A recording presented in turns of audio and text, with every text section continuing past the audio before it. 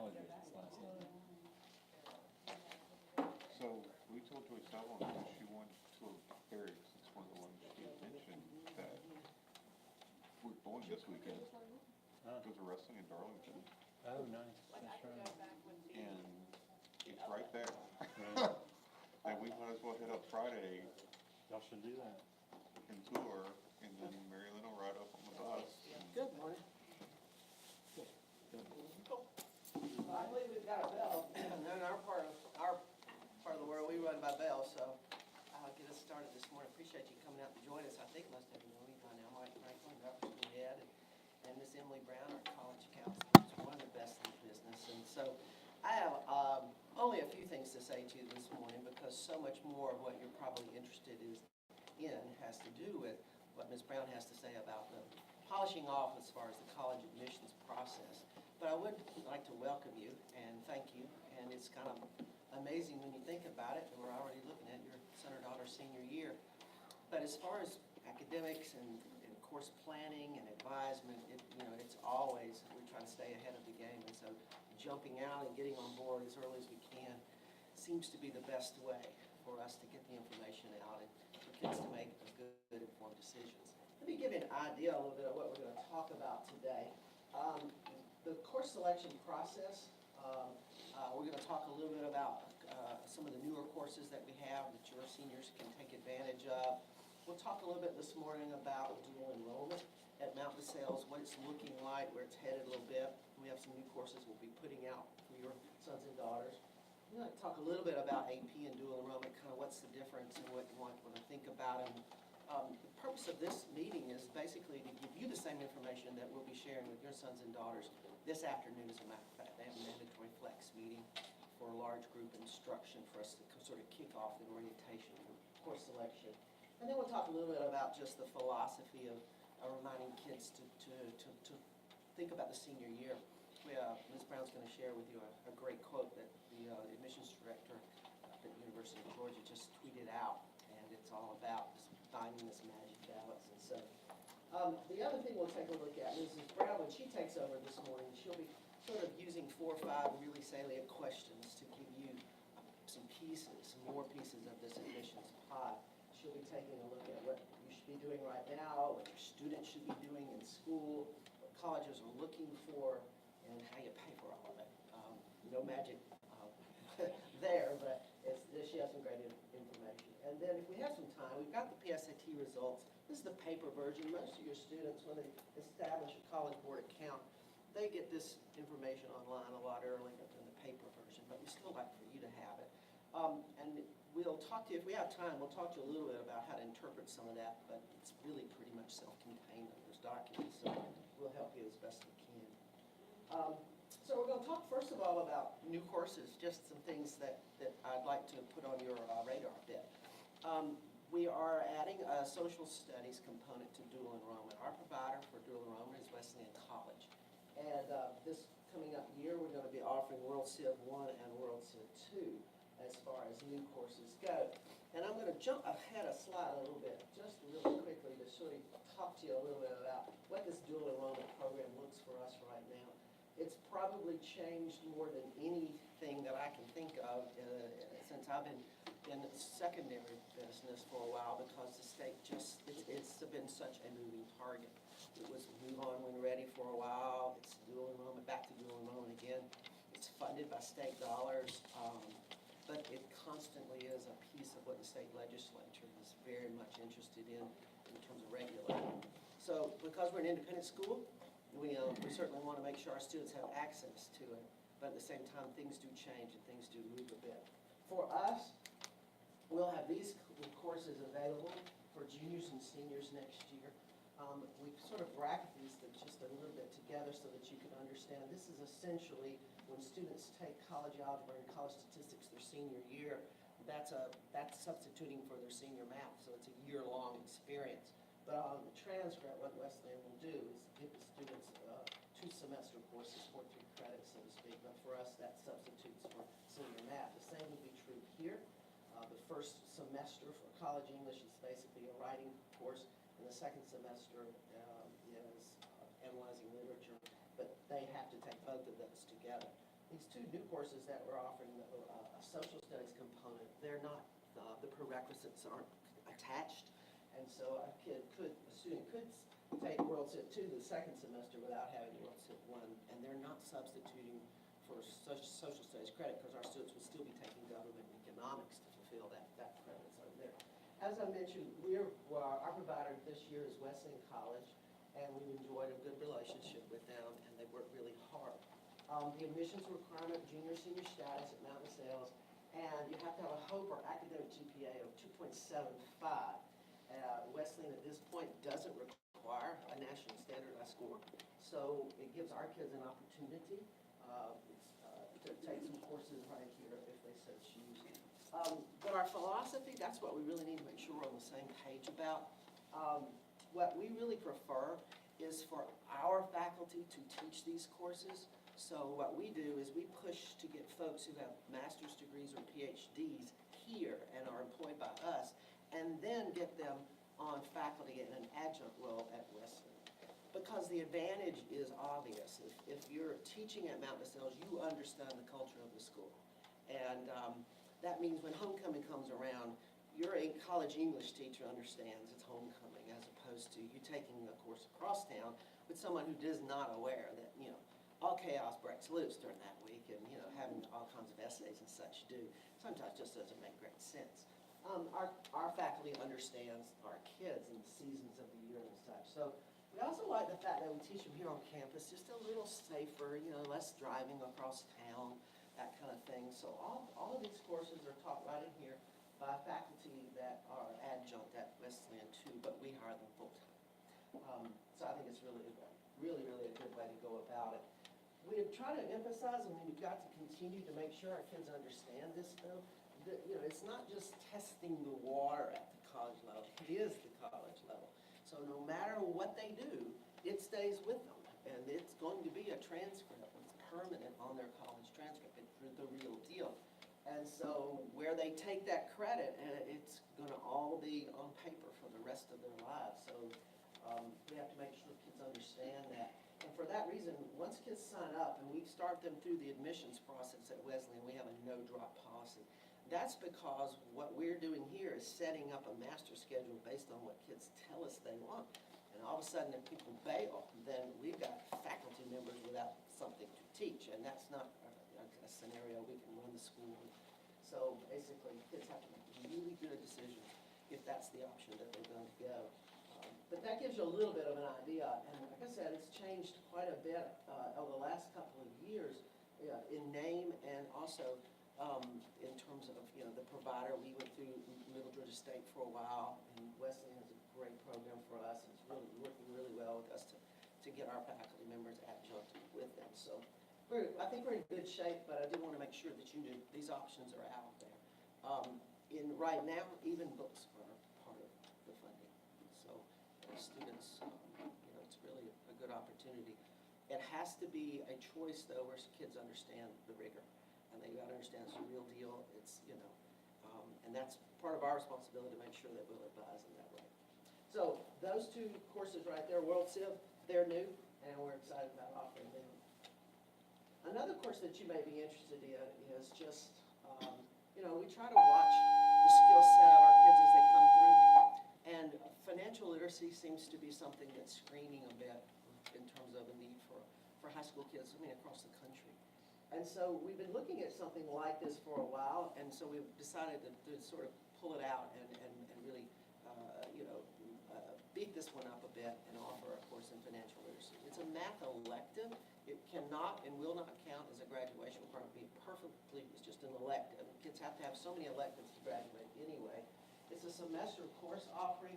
Doesn't meet graduation requirement. It doesn't meet the state of Georgia's rigor requirements for certain courses. If you're not aware, kids who go to university system, Georgia's colleges or universities, they have to have so many courses at high school level that are classified as rigor courses. And to be honest with you, just by virtue of a kid graduating from Mount Sales, the graduation requirements that we require, they fulfill that anyway. We don't really ever have to play a game of making sure at the end of the day they have enough rigor, because I promise you, just by taking the regular courses we have and how they're in the sequence of graduation requirements, they meet all that. But the topics for this are something that, you know, I think you might be interested in, students may be interested as well. And what we've done is we are building this course around an online 10-week simulation.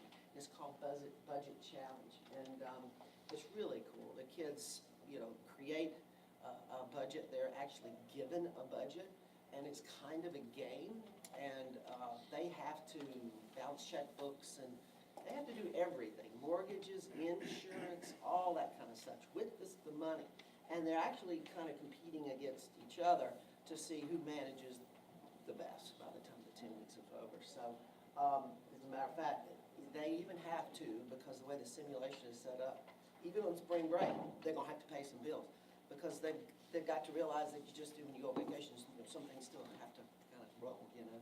So I'm pretty excited about it. Mrs. Corum is field testing this piece for us this year, in another math course that we've got, and she said it's just, the kids are eating it up and such. But again, it's a math elective, and it's new on the horizon, so if you're interested in that, you can talk with your son and daughter about that. That'll be in the math department.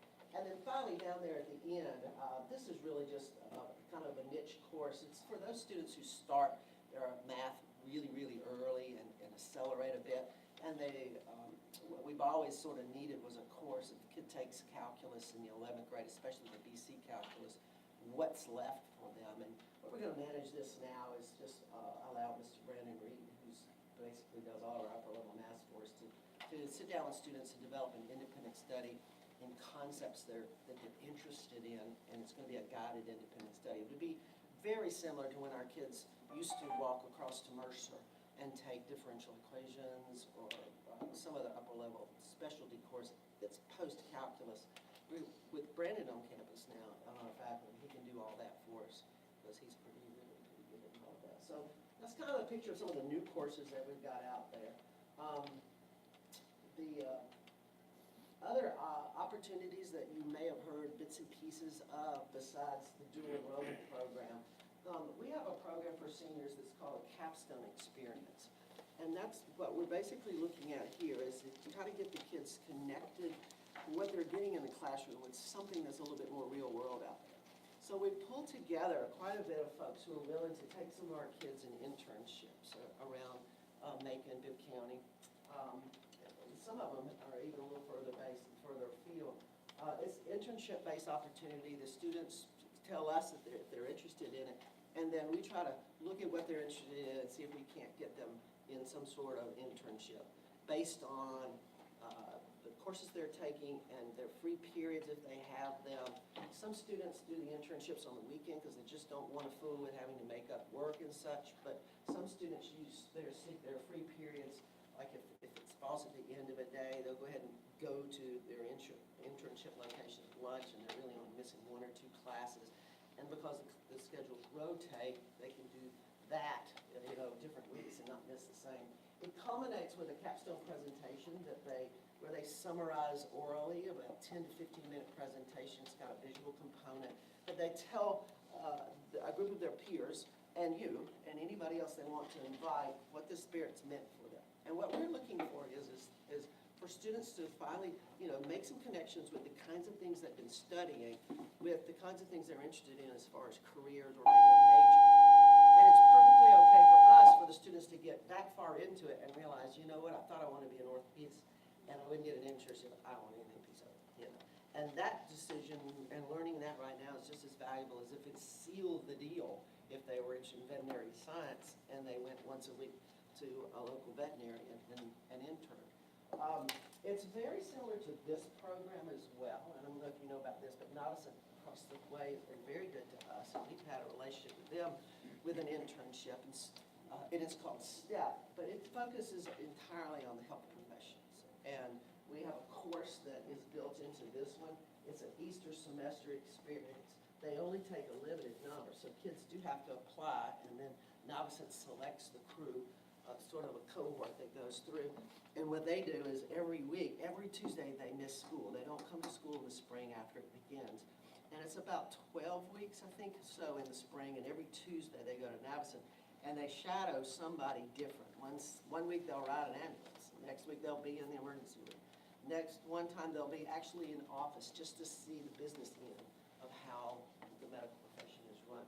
So we built the capstone on the model of STEP, but this one is open for any sort of student's interest. We've had kids go out to veterinarian sciences, veterinarian businesses, a lot of orthopedics, a lot of kids are into physical therapy, so they'll go with physical therapists around town, and folks have been really generous about giving us some of their professional time. Mrs. Coram coordinates this program, and we do recognize the students on Honors Day for both of these. And at the same time, Mrs. Dadisman coordinates the STEP.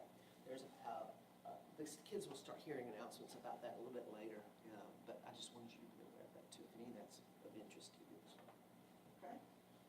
So that's really all I had to say, except how we are going to advise your kids. I just wanted you to get a picture of that. We start today during Flex, and we'll do a large group review, and we'll talk about some of the same things that you just heard me talk about. Then what will happen is Mrs. Brown will go into the homerooms, and we're going to do this a little bit differently this year. Because the kids register and select their courses online, that's kind of been an independent process, and then we come back at the back end. I don't know if you realize or not, but Mrs. Brown sits down with every student, seniors, course requests, and make sure that they've selected everything that will set them up for meeting graduation requirements. That's a long process. But this year, she's going to do something a little bit different. We're going to actually do this with all of our students on all grade levels. We're going to designate a day and a time when they are all in one area, pretty much probably this room, with their iPads, and they select their courses, and we're looking over their shoulders. It's the same kind of experience that you might want to have with them as you're looking at the course requests and all the graduation requirements, to whatever extent you're involved in all of that as well. We want you to have the same information that we have, but that's what we do. So it starts with large group and then small group, and then Ms. Brown and I hang around in the upper school at lunch through the month of February and just bring cookies and sit out there, and if any students want to come by and have a specific question about course or something that's college related. So we try to get individual quick questions out of the way that way. But as a senior parent, all of you will have opportunity to meet with Ms. Brown with an appointment, and she'll talk with you a little bit more about that. That's where the rubber hits the road, so to speak. That's where you get so much good information, because she's really good at what she does. And because she's been doing it so long, she knows these college counselors. She knows these folks who come visit us from the various colleges. And she is your best friend through the rest of this process. So, does anyone have any questions about this piece, just what we do and how we go about it? For rising seniors, going online and selecting courses is not an issue anymore. I mean, they know how to do that through Power School. But we do take a good deal of time and interest kind of making sure that they hear from us our philosophy of find that balance, but also push yourself. What colleges are looking for that senior year, we'll give them all of that and set them up. Okay. Yes? So my question's not about this, but one of the courses you mentioned. Would you rather me ask it now or later? No, we do it right now. Okay, so the Introduction to Abstract Math. Yes. How is that credited? Is that seen as an AP, just an honors course? And It's an honors course, and since it's post BC calculus, we give it AP the designation. It's not an AP course, but we do the 4 points extra. gotcha. Thank you so much. But the student has to drive that. In other words, Right. if your daughter's interested in that, she would meet with Mr. Reed, and they would sit down with the vision for this would be somebody like, they're really mathematically inclined, but they're really now have shifted to computer science. Mhm. So that person would sit down with Mr. Reed and say, well, let's explore the topics that are really going to set you up to do something with math, but with that topic. And then it kicks off. Okay? I think I came in a little late, That's sorry. okay. On the college, the dual enrollment, did you say that the math and the English had to be taken as a block? Yes. So if you're really weak in math, but you're great in English, you can't take English and not? Oh, no. Just that the two courses are, Okay. even though they're separate courses from Wesleyan's perspective, for us, it's a year-long course. Okay, I So see. it's substituting for their senior math and their Okay. senior English. Gotcha. So, yeah. But the World Civ down here, they are independent. You could technically just take this course in the fall and not have to take this one, because it's not fulfilling the graduation requirement, because the graduation requirements for seniors are government econ. So you're doing these two in addition to that. And that dual enrollment, they didn't have this when I was in school. Is it like, so when you get to college, you don't have to take that? Right. Right, okay. If you earn the credit here. So basically what's happening is the kids, because the faculty who are teaching this are adjunct at Wesleyan, Wesleyan's giving them the credit. We're using that course to check off a graduation requirement from Mountain Sale, so that's the dual part of it, graduation requirement, college credit. But that transcript is at Wesleyan, so when they need that piece, they go back through Wesleyan. And this whole thing is, you gotta apply to Wesleyan, you gotta get in, you have to play the game that colleges sometimes expect, with all the paperwork and all those pieces that go to it, which is good for kids to And see. y'all will help them through that, or we will help them through that? Benjamin's taken. Yeah, Benjamin's doing one as a junior. He's Yeah. doing the stats and the college algebra Yeah. right now. He's had a great experience. Okay. All right, well, I'm gonna hush up for a while. I'll let you hear the master. Thank you. And I teach this morning at 9, so if I scoot out, I've got to scoot, so I'm gonna sit right here, but if we have enough time, I'll be back.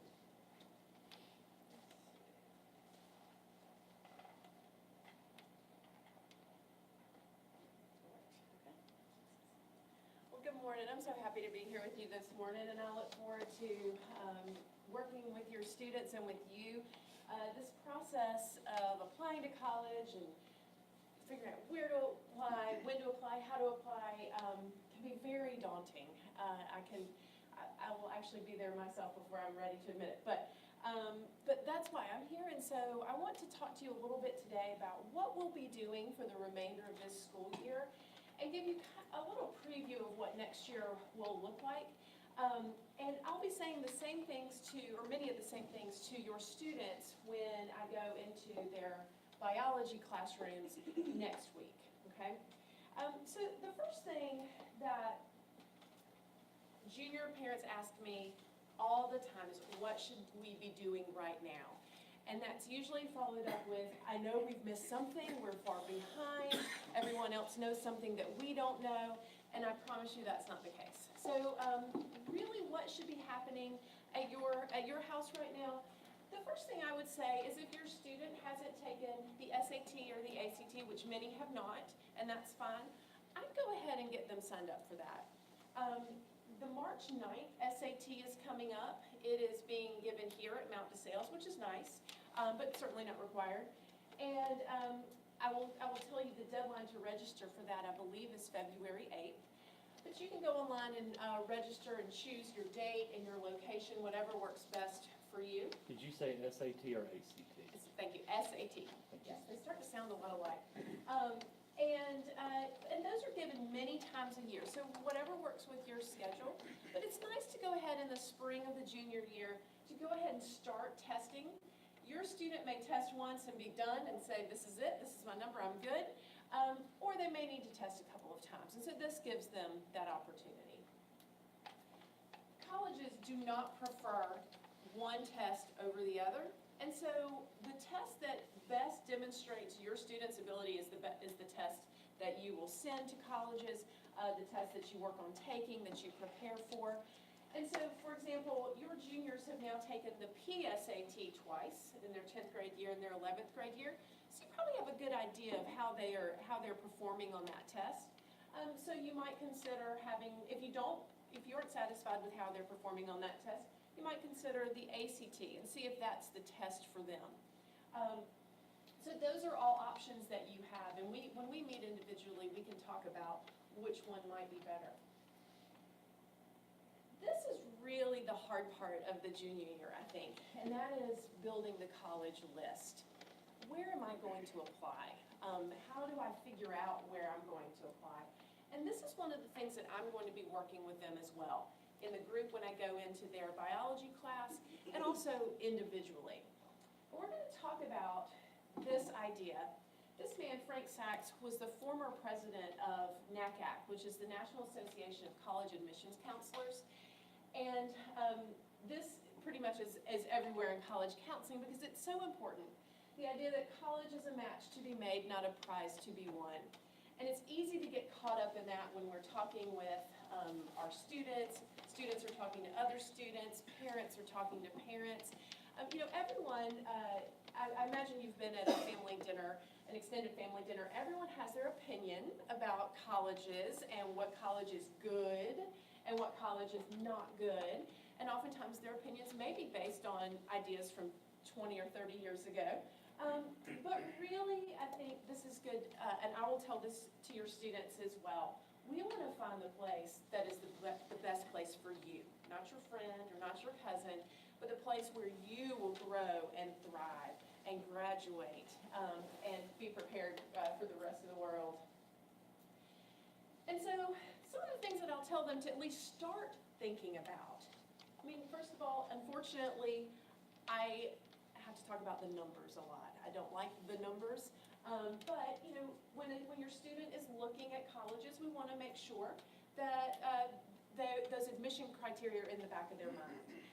This is where I tell them about, you want 3 levels of schools. You want those reach schools that your numbers may not be right where their middle 50 are, but you may have something else to offer them, and so you're going to reach for that. Then you have your target schools. Those are the ones that you are right there in their the numbers that they publish in terms of GPA and SAT.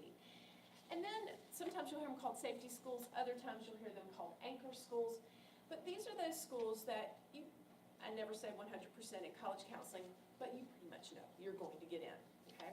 But the important thing about all of those schools, that no matter what the numbers are, the important thing is that your student would be happy there. So an anchor school isn't just a throwaway school that, whatever, I guess I'll go there. We want to find those schools that meet the admissions criteria, but it's also a good place for them. So that we'll talk about that. Of course, we'll talk about size, the size of the school and what might work for them. Location. And not just whether or not, I think the big question in the state of Georgia certainly is, you want to go in-state because of Hope? Are you looking at out-of-state? But also within the state or other states, do you want to be in a big city? Do you want to be in a suburb? Do you want to be out in the middle of nowhere? I'm always surprised that students don't actually look at this part sometimes. Do they offer the major that I want? So I throw that in to remind them, let's make sure. We all know that those majors change, certainly. And even a student who at 17 years old has no idea what they want to do with the rest of their life, that is completely fine. But let's look at a school that may offer many different majors and opportunities that you can try out. The student life, okay, what do they offer? Do they have the clubs? Do you want to play intramural sports? Do you want Greek life? Do you want to make sure that there is a Catholic center on campus? Whatever it might be. And then another piece that I tell them to look at, does this school, does it offer merit aid? Does it have, you can look up these numbers, and I'll show you how to do this, but do they offer a lot of aid to their students? What is the percentage of students that are given financial aid? What's the average amount that a student is paying? And that will be a personal conversation, certainly, with you and your student. As they're building the college list, I really want to encourage them to visit the colleges. This is one of the sheets that you may have picked up, and if you haven't, they're in the back, it's fine, is the college visit form. We want to encourage your students to go and experience these colleges, especially while there are students on their campus. An empty college campus is often a beautiful thing, but it doesn't really give you an idea of what's going on there. And so we want you to do that. And if your student goes through the process of this paperwork, then we will excuse that as an absence. They always want to know, well, I have to take my exams at the end of the semester. Well, this will excuse that for those days that they miss. And on the back of that, it also gives you an idea of some questions to consider asking. I always tell the students, don't ask questions that you could Google, because then you're kind of wasting your time a little bit. Ask questions that, the rep that's touring you is actually going to have to think about. And sometimes if you make those personal, it's nice. One of the best one of the best questions I ever heard a student ask was, what's your favorite tradition on campus? And, you know, that really gave them an idea of what the culture of the campus was like.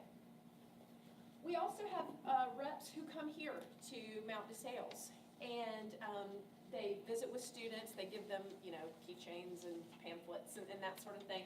And they talk to them about their school. Sometimes I have a hard time getting students to come to these, I think because they don't want to miss class, which is great. But what I encourage them to understand is that these reps are often the first people who will be reading your application. And so I've been amazed by their ability to remember names and faces because they go to lots and lots of schools. But when they pick up your student's application, they're like, oh, this is the student that I met at Mount DeSales. And so, you know, that might not be the largest consideration when they're looking at applications, but it's nice in this process that often feels very impersonal to have made that connection. So encourage your students to go. The reps who are coming, those are listed on Naviance. They're also on the LMS and on our TVs around campus. We're kind of in a quiet time right now in college admissions. They're tucked away in their offices reading applications. But in late spring and early fall, it will kick back up. And this I referenced a little bit earlier. Now is a good time to kind of have those conversations with your student about, okay, well here's the financial situation with college and your expectations, your personal family expectations for how that will work. So what will be happening here at school this semester? Well, first of all, we are in the advising period. We'll be working on course selection. I'll be going into those homerooms to look over their shoulder, to check some things and make sure that they're taking what they need to take. I will then also, in my office by myself, double check those with all the graduation requirements. But that's a good time for those questions when they start saying, well, I'm interested in this college and I'm trying to choose between these two courses, what would be better? That's a good time for us to have a conversation about that. And then I'll also be going into their biology classrooms and giving a similar presentation, but we are going to do some activities about college, the college search, college fit, and that sort of thing. After this meeting, I'm going to send out all of this with links attached. And I will also send out a link to a Sign Up Genius where you can sign up for you and your student to have a meeting with me. So we can talk about the individual plan and process because there are 6,000 colleges and 100 students. And so I want to talk to you personally about what's best for your student. And then finally, this piece I'm very excited about because in their English classes, every junior, I'm already thinking of them as seniors, I shouldn't get ahead of myself. Every junior will be writing a personal essay. These topics are based on the Common Application writing prompts. Now, not every college uses this, but literally one of the prompts is write about anything you want to write about. And so I'll go into their classrooms and I'll talk about the college essay. Their English teachers will talk to them about personal narrative because it's actually not something they do a lot of. They do a lot of academic writing, but then someone tells you to write about yourself.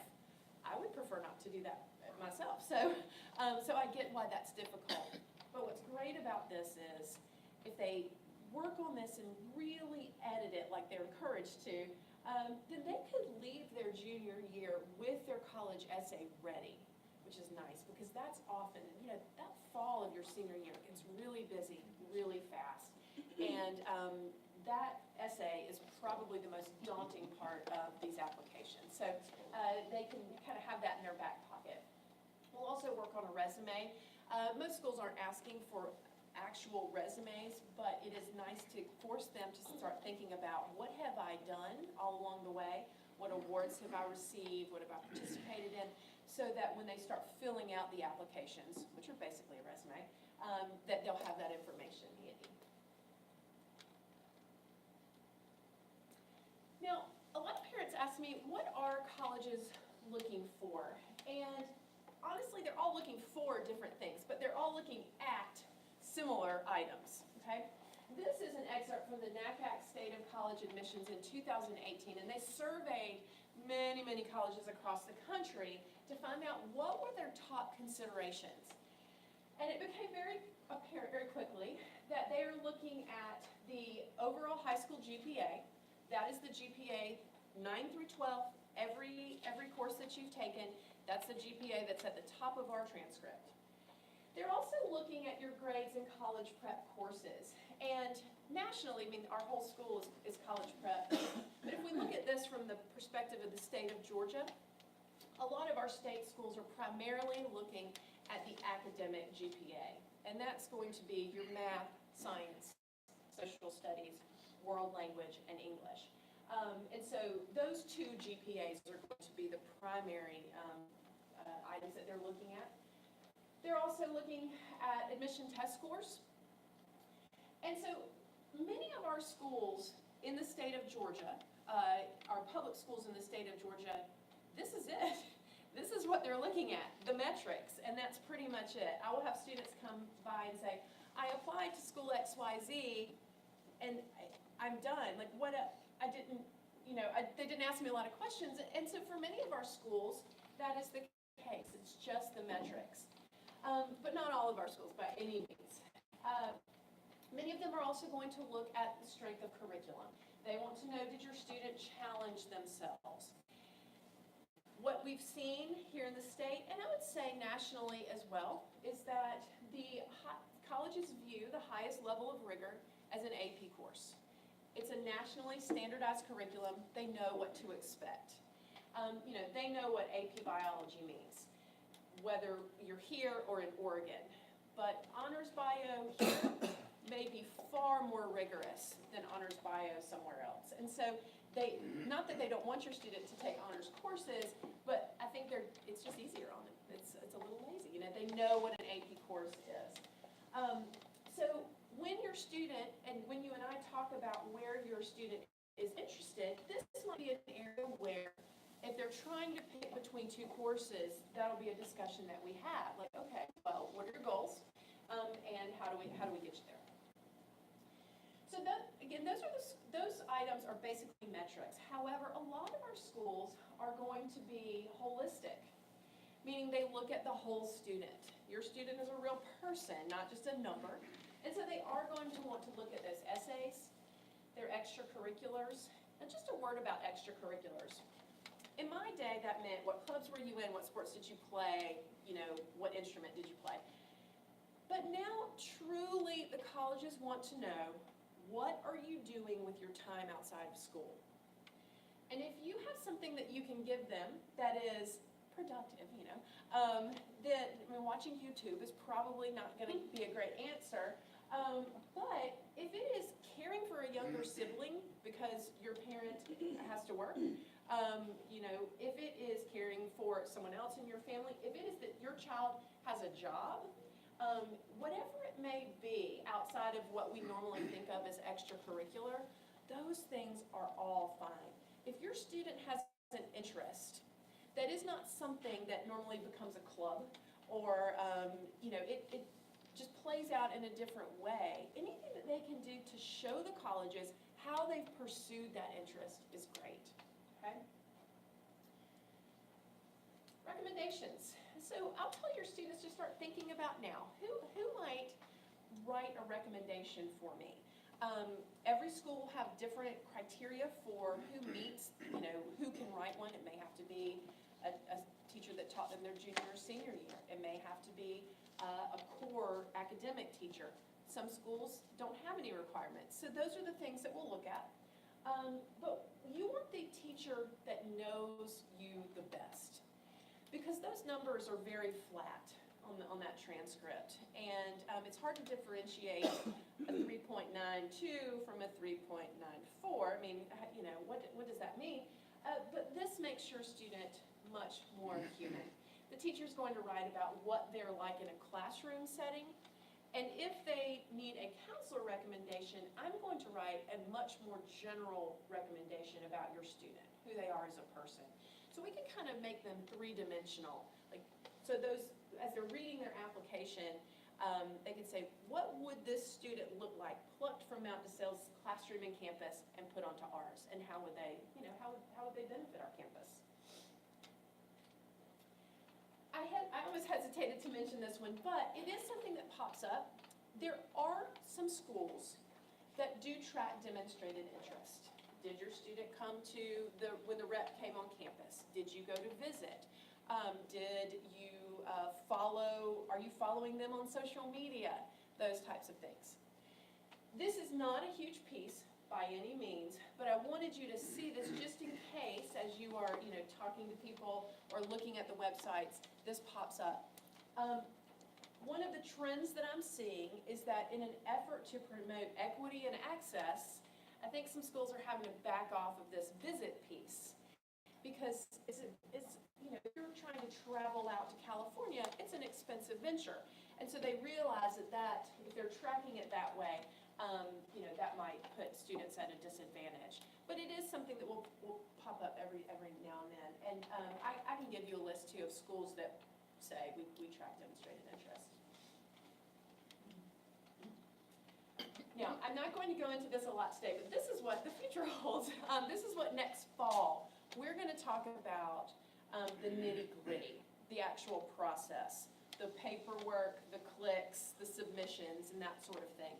And I just popped this up here so that you know this is what we will really go into. I don't do this in the spring with the juniors because if it were me, by the time fall rolled around, I would have completely forgotten this process. But do know that that's what that's our focus in the fall. So a lot of times parents ask, how do we pay for this? Now, I don't really know the answer to that, but I will give you some tools that you'll be hearing about and I want you to be aware of prior to the fall. The first one is FAFSA. You may have filled out a FAFSA for yourself in the past. It can be a chore, but it is doable. What's relatively new is that this opens now October 1st. And so I will, next year, a few weeks before this, I will send you a detailed email with links and steps to remind you that the FAFSA will be opening. I always tell the students, this is basically getting in the money line. And so we want to be at the front of the line. Many schools establish their own deadlines for FAFSA, and they're well into the spring and sometimes even the summer. Some will take it even after school starts. But that doesn't put you in the best spot for any sort of aid. You'll use your prior year taxes. And the thing that is probably the most misunderstood is that this is the only paperwork you have to do for the Hope Scholarship. Okay, if your student is applying anywhere in state. There's no other paperwork that you have to do. There's a different option that I'm going to show you in a second. But once you do this, you're set. But you do have to complete this annually. Two nice things about this, though, is they have added an IRS data retrieval tool, which is nice. It pops in a lot of, you link it to your IRS account, and it pops in a lot of the data. There's still plenty to do there. And then the other nice thing is that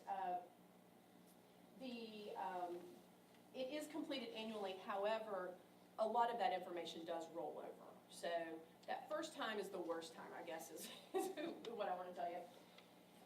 Depending on where your student applies, you might also be asked to fill out a CSS profile. This is run by the College Board. There is a fee associated with it. There's not a fee associated with the FAFSA.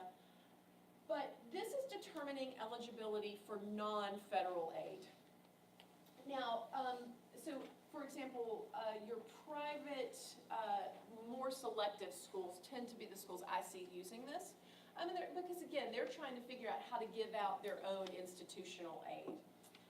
And it takes a lot more into consideration than the FAFSA does. Now, the other thing that pops up in our state is there is something called the GSF apps.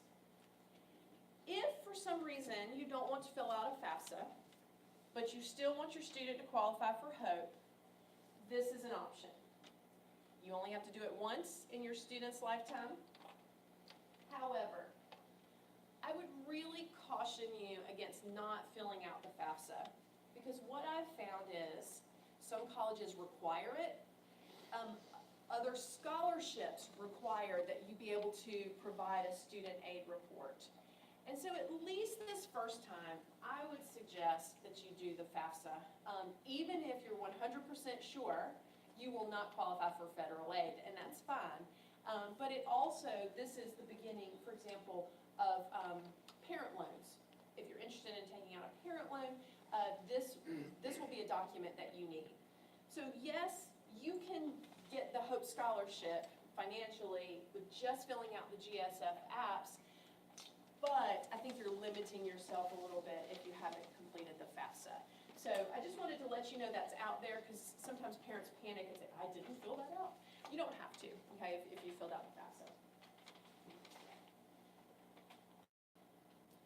Just a reminder of some of the Hope Scholarship requirements. The academic GPA of 3.0. Remember, that's your math, science, social studies, world language, and English. And you will see information about 4 rigor credits. Mount DeSales graduation requirements meet those rigor credits, so that's fine. And it pays roughly 75% of tuition in public schools in the state of Georgia. Now, that does not include fees, room and board, and that sort of thing.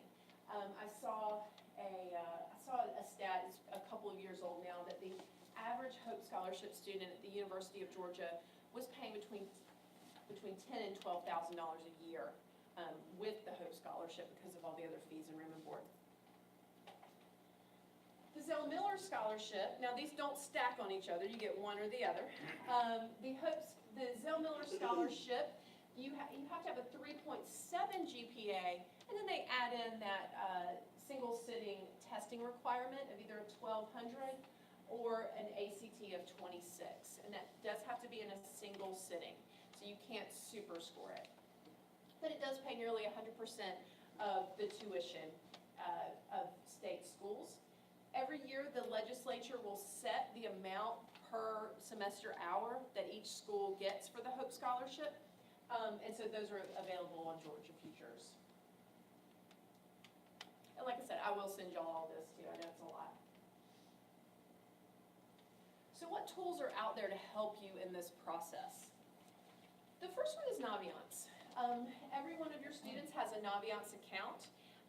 We've asked them to set up that account with their Mount DeSales email and LMS password so that you can get in as well. I can also reset those. We have parents use the student account because it has more functions than the parent account. But it's a very robust program. It allows you to research colleges. This is just the top of the screenshot, but it gives all sorts of information about individual colleges, whether it's the academics, student life, admissions, costs. And then your students will maintain a list, and we'll make sure this is happening in biology as well. The colleges they're thinking about, they can't apply yet, but the colleges in their list that they want to know more about, that they may apply to. And so they add those to their list, but to me, one of the most useful features is right up there with Compare Me.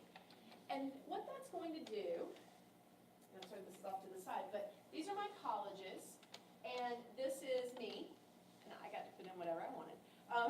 So this lets me know that if I'm interested in App State, well, my GPA is a 4, but the average Mount DeSales, this is Mount DeSales student who was accepted to App State had a 4.04. Now that X that looks kind of angry and sad, but I also know 4.0440, you know, where it's fine. But it also shows me, like, for example, this right here, I guess this is Auburn, this seems to be a target school for me. I'm hitting those numbers, okay? App State may be a reach school, but it helps them to see what, when we talked about those numbers and looking for a school that fits, you know, we don't want to only have your student apply to reach schools. Because if at the end of the day, none of them work out for them positively, then that would be a problem. So this helps with that. And again, you can find average admission numbers all over the internet for colleges, but these are Mount DeSales students in the past 5 years. So this is how they've looked at our school profile and our curriculum, and they've tracked how our students do when they get there, and this is what, these are the students that they're accepting. So it's nice, very specific information. Some people like graphs and charts, and so you can also look at these scattergrams. And so these are all the green checks are students from Mount DeSales who got in. This may be Georgia College, I don't remember. This is me. And so I feel good about where I'm falling in those numbers. Got a question? Yes? Oh, yes. Do they keep retention statistics too? For our school, Yeah, they don't share, for the profile of students that they admit, are this school or any other? yes, and that is a good point. To me, that's one of the most important numbers to look for, and it's actually in Naviance under each college. The freshman retention rate, I think, is important, because they want to tell you the graduation rate in 6 years. But when you look at the freshman retention rate, that gives you an idea of who, they brought these freshmen in. Are they happy? Are they doing well? Are they kind of looking after these students? And if the freshman retention rate is kind of low, that would set off kind of a little bell for me. That could be maybe a problem, maybe not, but it's something to think about. Thank you.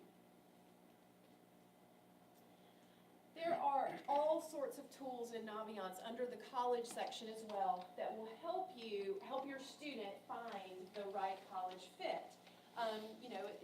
They can play around. This super match is very powerful. They can look at all sorts of different criteria. The size of the school, the cost of the school, the location, the major. If they have, you can get very specific, like do they have this type of activity? And it will generate a list for them. That, again, this is an easy way to start just kind of looking around before you get in the car and take them to these places. The other tool that I want to make sure you know about is on our LMS. When you open your student's LMS and they see their classes to the left, there's a tab that says classes, and then there's a tab that says extras. Under extras right now, they have a page called College Counseling Juniors. And this is where I put all sorts of information that can be useful to you. To the right, we have the Naviance. You can just click on that to log into Naviance. Here's a little reminder of how college visits work. But all down here, there's information that can be useful to you in terms of testing, for example. If you click on that, there are links directly to the College Board and the ACT, as well as their online test prep that they provide. Anything that I find really that can be useful, that's where that will be.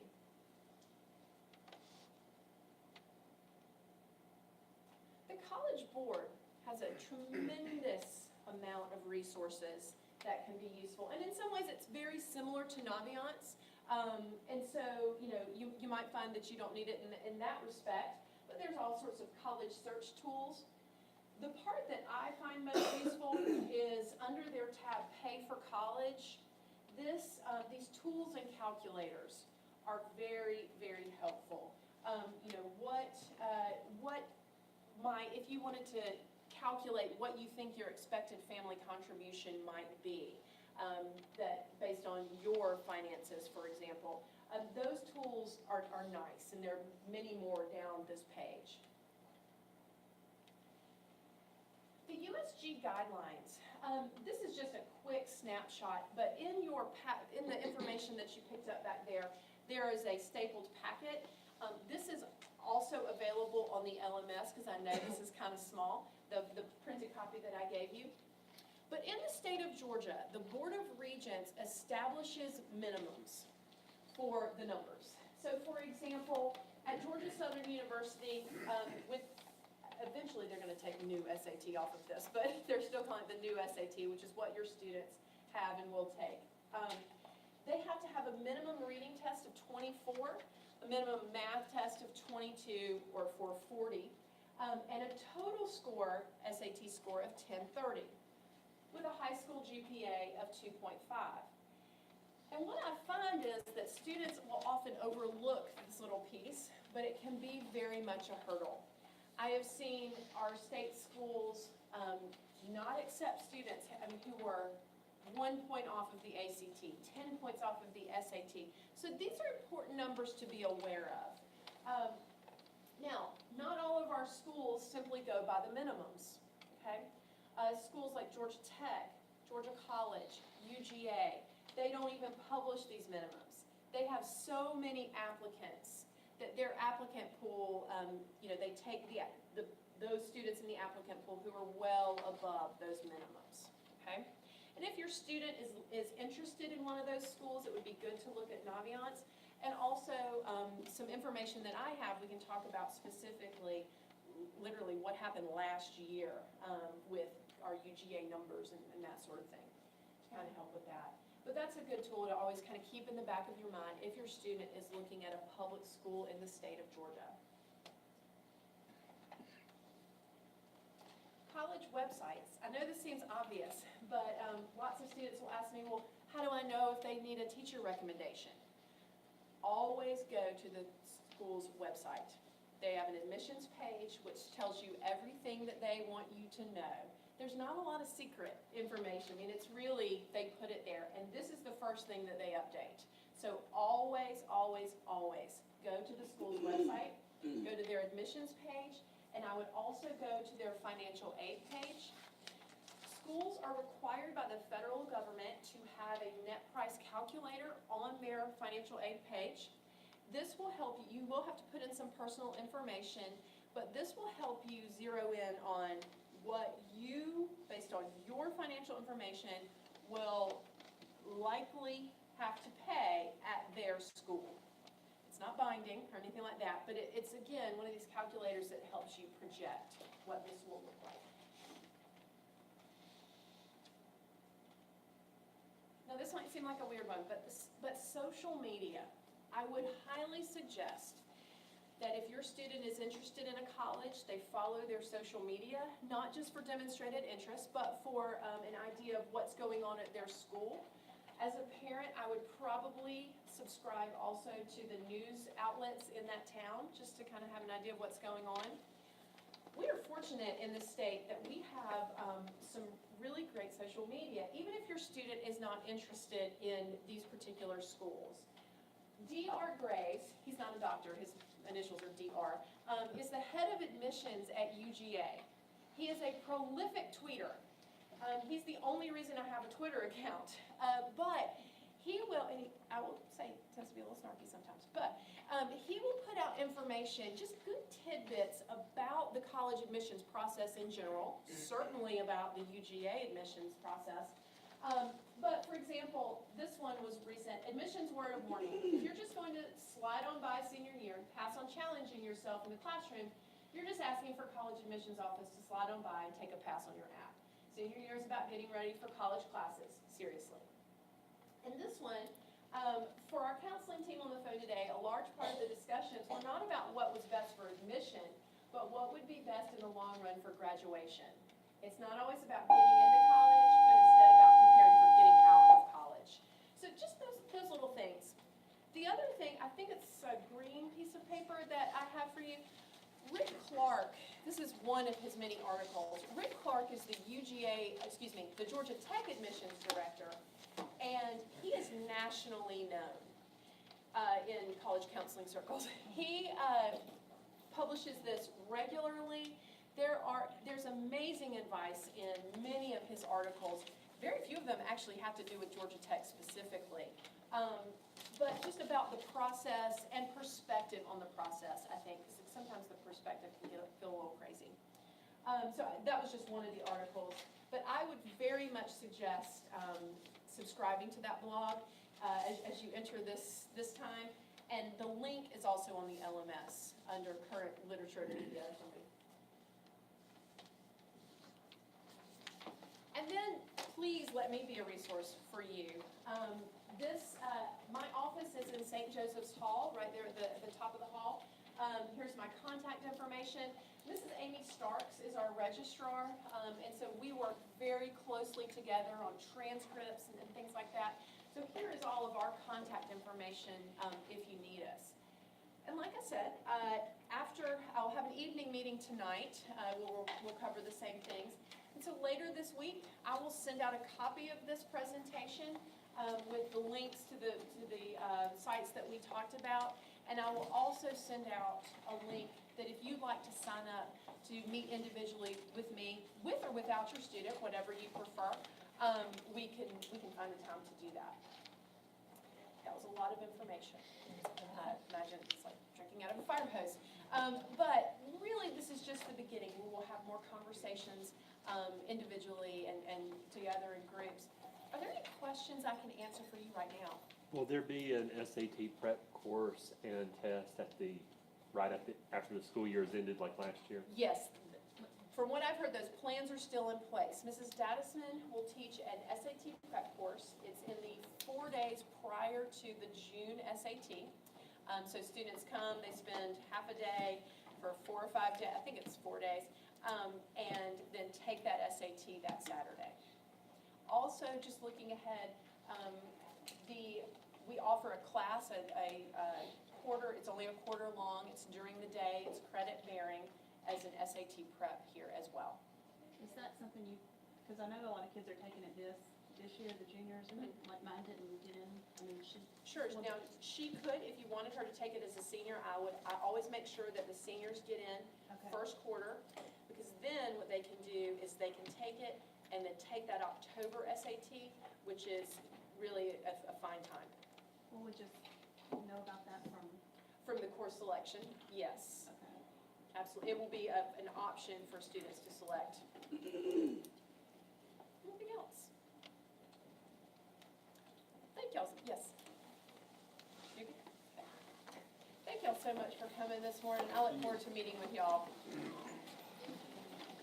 Oh, and before I forget, PSAT scores are up on these tables in rough alphabetical order. You okay?